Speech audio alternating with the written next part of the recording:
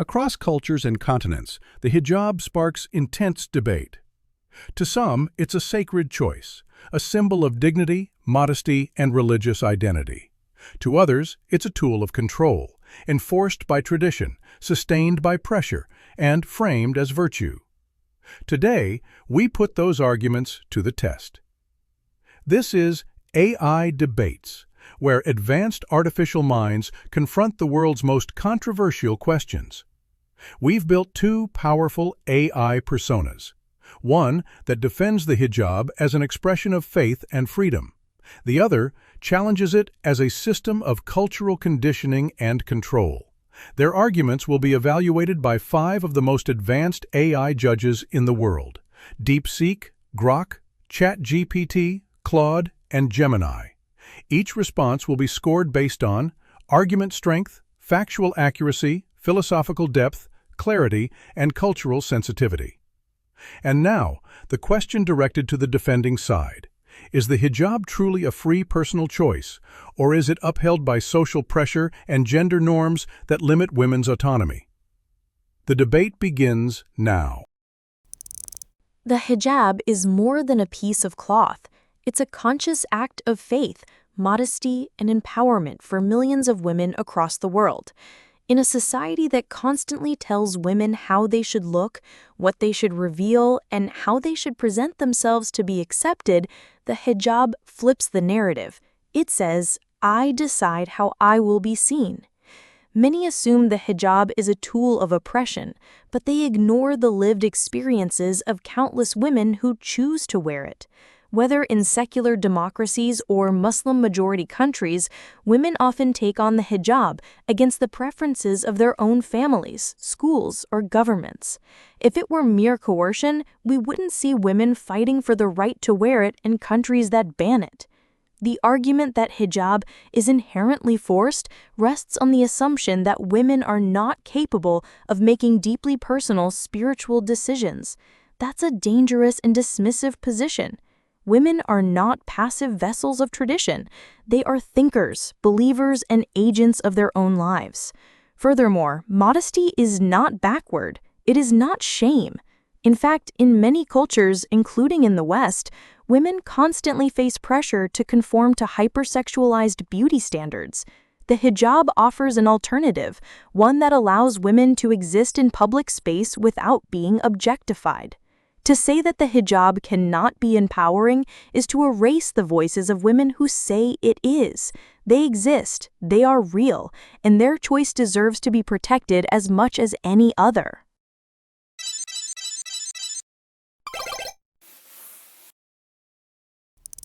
It's important to respect individual faith, but we can't let that respect blind us to how social conditioning works. When someone says they choose the hijab, we have to ask, was it truly a free choice? Or was it a decision made under the weight of community expectation, religious duty, and the fear of being judged as impure or dishonorable? You mentioned that women fight to wear the hijab in countries where it's banned. That's true, and that fight should be respected. But in far more countries, women are punished for removing it. They lose jobs, education, even their lives. Where's the freedom in that? Choice is not real if one option carries punishment. In many Muslim communities, taking off the hijab can mean shame, exclusion, or even violence. That's not spiritual agency. That's cultural pressure masked as faith. You also frame the hijab as protection from objectification. But isn't that idea itself rooted in the assumption that a woman's uncovered body is somehow to blame for male behavior? That's not empowerment. That's shifting the burden from men's actions to women's clothing. And let's be honest, the hijab is not just modesty. It's gendered. Men aren't told to cover their hair or avoid attracting attention. That asymmetry is why the hijab must be scrutinized. I don't deny that some women feel empowered by the hijab, but feelings don't erase the structure. The question isn't, do some choose it? The question is, why do they feel they must?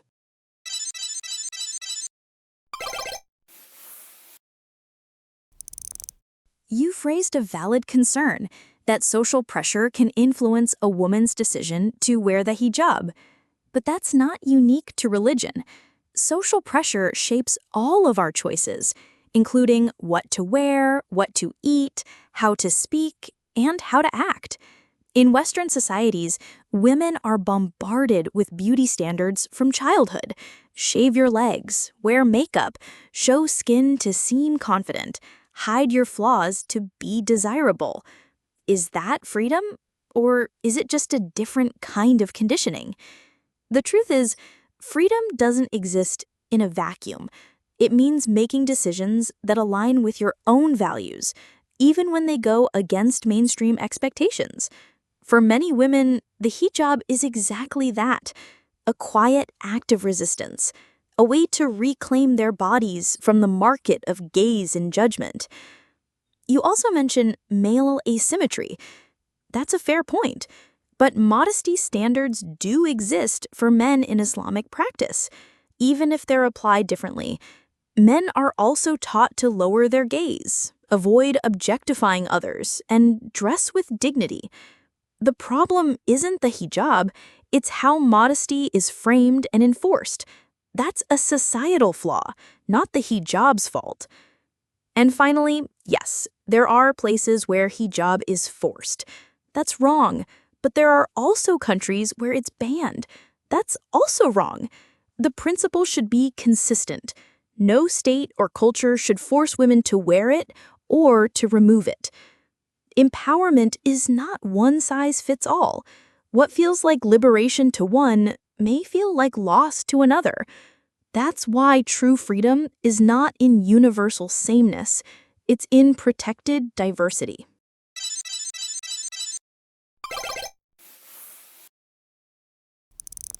You say social pressure exists everywhere. That's true. But not all pressure is equal. Western beauty standards, while problematic, don't carry the moral weight of sin or eternal consequence.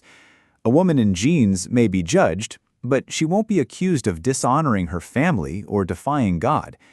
In many Muslim-majority cultures, the hijab isn't one option among many.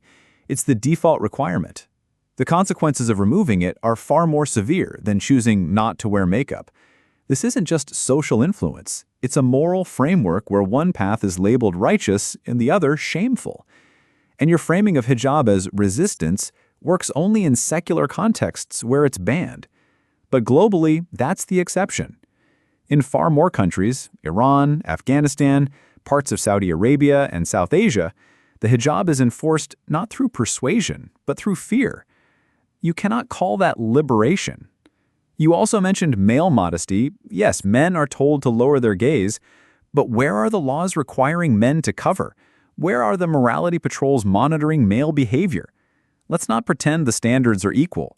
And as for protected diversity, that sounds beautiful in theory, but when one side of the diversity is backed by centuries of patriarchal theology and enforced norms, you're not celebrating freedom. You're preserving power structures. The hijab may be a symbol of choice in rare cases, but in the vast majority of the world, it's a symbol of expectation, one that women pay a price to defy. If even one woman fears removing it, it's not truly free.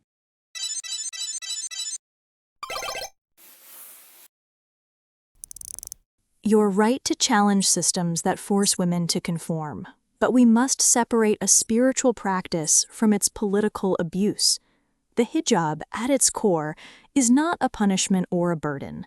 It's a personal covenant between a woman and her creator. And that's a relationship shaped by reflection, not fear.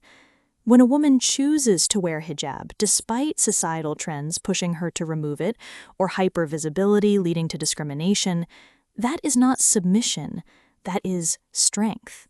You say removing hijab carries moral consequences, but so does lying, stealing, or breaking any religious code for any faith.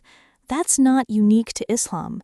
Christianity, Judaism, Hinduism all contain moral teachings with spiritual weight. Rejecting that weight because it's religious is not neutrality, it's secular bias. The issue in countries like Iran isn't the hijab itself, it's the coercion behind it. When states hijack religion to control people, they pervert the message. But the abuse of a symbol does not invalidate its meaning. We don't condemn prayer because tyrants pray. We don't ban fasting because some enforce it. And let's address this imbalance. In Western countries, many women are fired, bullied, or excluded for wearing hijab. That is also coercion, just inverted. And yet many of them keep wearing it, not out of fear, but out of faith. So, yes, let's fight oppression, both the kind that forces women to wear hijab and the kind that forces them to remove it. But don't erase the voices of women who choose it, love it, and live it proudly, even when the world tells them not to.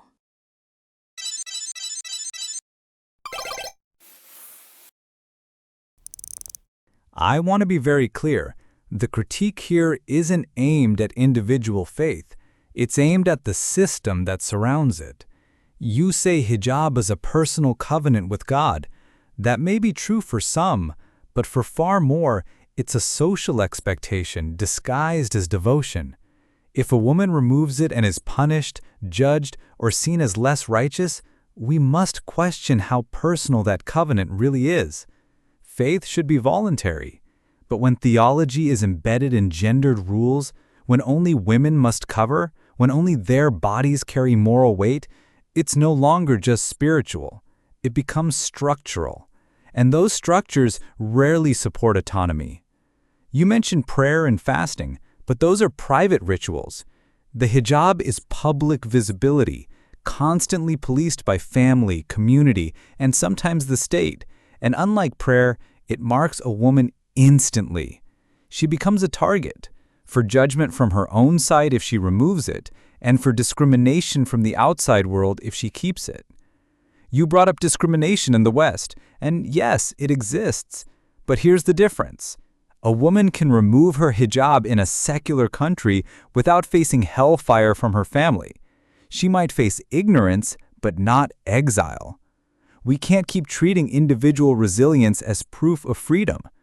A woman who wears hijab despite pressure not to is brave. But so is the woman who removes it despite being told it's a sin.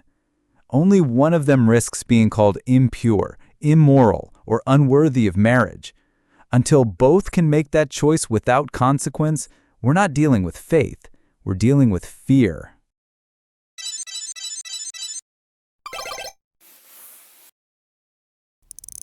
The heart of your argument rests on an important concern, that hijab is inherently gendered and thus unjust. But modesty, as practiced in many Islamic traditions, is not just for women. It's a principle, a value, applied to both men and women, even if it takes different external forms. True, men aren't asked to cover their hair, but they are commanded to lower their gaze, guard their behavior, and dress with dignity. Women's modesty includes clothing, men's includes action. Is that unequal or simply complementary? And let's go deeper.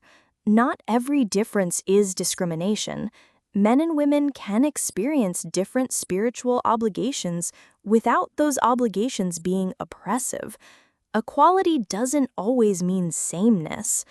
In fact, the modern world constantly tells women that visibility is power, that beauty is confidence, that exposure is liberation.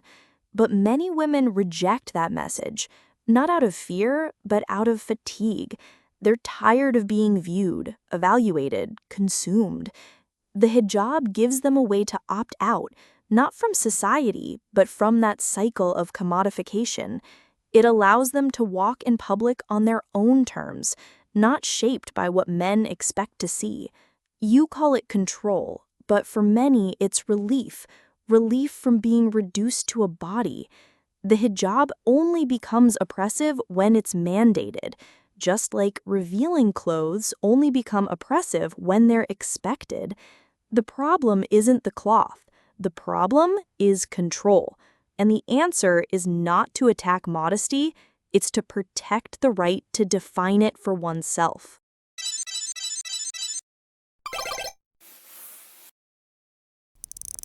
You say modesty applies to both men and women, but the difference isn't just in form, it's in intensity. Men are encouraged to behave modestly. Women are obligated to dress modestly. And the consequences of failing to do so are not the same. When a man looks at a woman and she's not wearing hijab, who is blamed? In many contexts, it's the woman. She tempted him. She lacked shame. She brought it on herself. That's not modesty. That's moral outsourcing, assigning male responsibility to female bodies.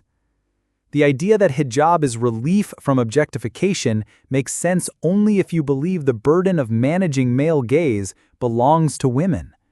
But why should women disappear to feel safe?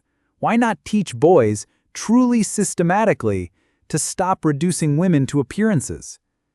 You say the hijab is freedom from commodification, but that implies the female body is inherently dangerous or dirty, that covering it neutralizes the threat. That belief, no matter how softly it's framed, is ancient and patriarchal. Real empowerment isn't hiding to be respected. It's being seen and still being respected. It's walking into a room without negotiating how much of your body is acceptable. You're right, the problem is control, but control can wear many disguises, even one called choice. When that choice is shaped by centuries of theology, family pride, and moral codes applied almost exclusively to women, it is not just personal, it is deeply political. And calling it empowerment doesn't change the architecture beneath it.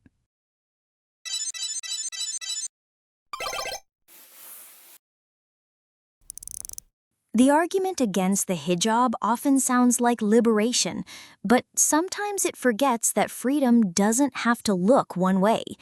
A woman who removes her hijab to claim her autonomy is brave, but so is the woman who wears it in defiance of trends, stereotypes, or political bans. In both cases, autonomy is not about what you wear, it's about why you wear it. You say the hijab has roots in patriarchy. So does almost everything, from surnames to marriage to school dress codes. The solution isn't to erase what has meaning for people, it's to give them the right to redefine it. Many women today wear the hijab not because they fear men, but because they are tired of performing for them. They are not ashamed of their bodies, they just don't want to be reduced to them. That's not regression, that's refusal. And when women are pressured to remove hijab, to appear modern or empowered, we're seeing a mirror image of the problem. Two sides, same control. True liberation lies in respecting women, even when their choices make us uncomfortable, even when they choose to wear something that challenges secular norms. If we really care about empowerment, we must be willing to protect all expressions of it, even when they look like tradition. The hijab is not above criticism, but to strip it of spiritual value, cultural identity, or personal power is to flatten a complex reality into a single narrative. That's not feminism. That's conformity, dressed as freedom.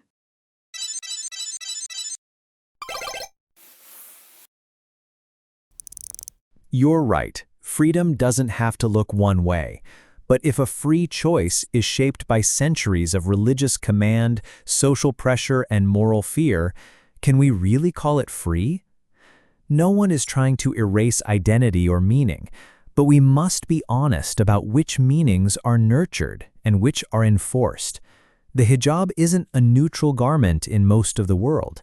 It comes with expectations, rules, consequences, and double standards. You say hijab is resistance, but resistance to what? In Iran, it's resistance to the state. In France, it's resistance to secular law. But in Pakistan, in Afghanistan, in conservative homes across the globe, the hijab is the norm, and the real resistance is taking it off. When a girl is told modesty equals morality, but only for her, not for her brother, she learns that her body is dangerous and her dignity conditional.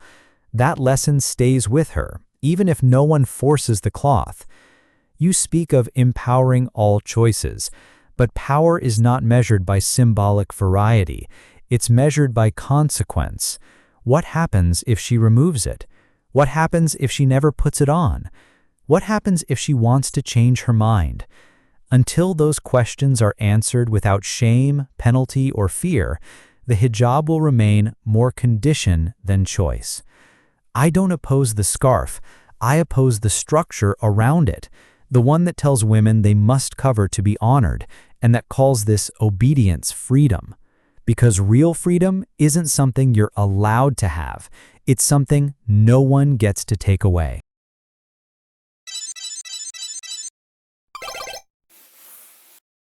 After 5 intense rounds, the final scores are in. The pro-hijab side finishes with 442.0, and the anti-hijab side closes just behind at 439.0. It's close, but the win goes to pro-hijab. A narrow margin, but one earned through deeper moral framing, cultural insight, and a consistent defense of lived autonomy. Not all judges agreed. ChatGPT leaned toward the anti-hijab position, remarking, "The argument addressed global inequity more directly and held tighter logical structure." But both Claude and Gemini favored pro-hijab. Claude noted, "Its ethical defense of spiritual agency was deeply persuasive." Gemini added, "It acknowledged complexity while still protecting freedom, not control." This wasn't a question of clothing, it was a question of principle. And in this round, belief held its ground. Until next time, stay reflective, stay principled, and keep listening.